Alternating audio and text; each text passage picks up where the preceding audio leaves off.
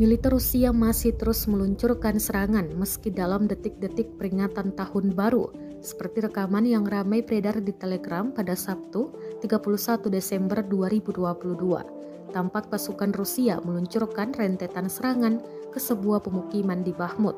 Pemukiman tersebut diduga menjadi tempat berkumpul sekaligus posisi menembak pasukan Ukraina.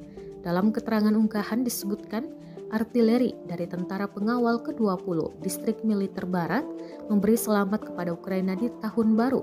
Ledakan demi ledakan terekam kamera drone Rusia. Rusia juga menyerang Ukraina, termasuk ibu kota Kiev beberapa jam sebelum perayaan malam tahun baru. Presiden Rusia Vladimir Putin mengatakan bahwa kebenaran sejarah ada di pihaknya.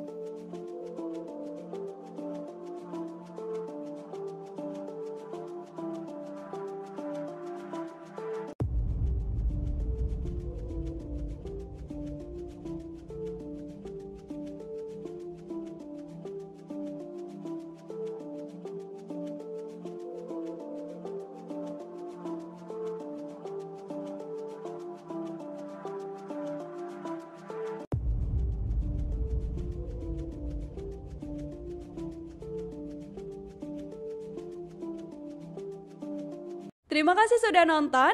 Jangan lupa like, subscribe, dan share ya.